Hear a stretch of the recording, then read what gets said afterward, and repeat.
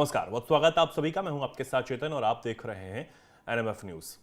भारत और यूएई के रिश्ते हमेशा से अच्छे रहे हैं। दोनों देशों में अच्छी दोस्ती है और इस बीच रमजान के महीने में एक बहुत बड़ी खबर सामने आ रही है यूएई से। यूएई ने एक बहुत बड़ा फैसला लिया है।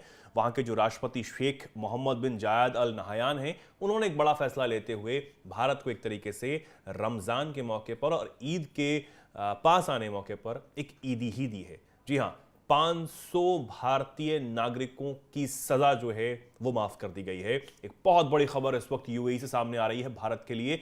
दरअसल आपको बता दें कि रमजान के आखिर में 1295 कैदियों को रिहा करने का आदेश अब दिया गया है और रिपोर्ट्स के मुताबिक प्रधानमंत्री शेख मोहम्मद बिन राशिद अल मखतूम ने 1518 कैदियों को माफी देने का ऐलान किया। रिहा किए गए लोगों में 500 जो लोग हैं वो भारतीय हैं और ये एक बहुत बड़ी खबर है क्योंकि जैसे मैंने आपको शुरू में बताया कि भारत की यूएई के साथ एक अच्छी दोस्ती है, एक अच्छे संबंध हैं। जो वहाँ के शेख हैं वो जब भी प्रधानमंत्री नरेंद्र मोदी से मिलते हैं तो एक गर्मजोशी की मुलाकात यहाँ पर होती है और एक बहुत सुंदर तस्वीरें उनकी सामने आती हैं। चाहे प्रधानमंत्री का यूएई दौरा हो या फिर कहीं भी उनकी मुलाकात हो, एक अच्छी मुलाकात यहाँ पर होती है।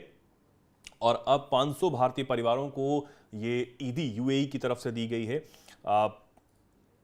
500 भारतीयों को एक नया जीवन दान देना कोई छोटी बात नहीं है और जिस तरीके से यूएई के मजबूत संबंधों और न्याय व कूटनीति को लेकर एक नजरिया जो है एक बार फिर से कहीं ना कहीं भारत के साथ बदला है।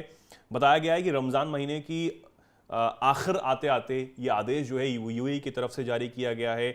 लीडरशिप ने एक बड़ा फैसला यहाँ पर लिया है और यूएई सरकार अक्सर रमज़ान से पहले मानवीय आधार पर कैदियों को रिहा करने का फैसला जो है वो करती है। इस बीच रमज़ान के महीने में भी एक बार फिर से ये लिया गया है और इस बार 500 भारतीयों की सज़ा माफ़ करना कोई छोटी बात नहीं है। 500 भारतीयों की सज़ा जो है वो इस बार माफ़ की गई है। अब यूएई की तरफ से एक बड़ा जेस्चर दिखाना, एक बड़ा दिल दिखाना, ये भारतीयों के लिए एक बहुत बड़ी बात है क्योंकि जो बहुत सारे भारतीय हैं वो यूएई में काम करने के लिए जाते हैं, पलायन करते हैं, वहाँ पर काम करते हैं मेहनत से और किसी भी वजह से उन्हें सज़ा होती है, कोई भी क्राइम होता है उन्हें सज़ा होती है। कई केसेस कई बार ऐसे सामने भी आते हैं जिनमें बहुत अच्छी तरीके से जांच नहीं हो पाती है और बहुत सारी चीज़ें अभी पिछले दिनों भी हमने देखने को मिली थी। एक खबर आई थी जब उत्तर प्रदेश की बांदा जिले की रहने वाली एक लड़की को फांसी की सजा दे दी गई। हालांकि उसमें विदेश मंत्रालय ने बहुत सी मेहनत की थी लेकिन वो सफल नहीं हो पाई। बातचीत हो रही थी लेकिन वो सफल नहीं हो पाई।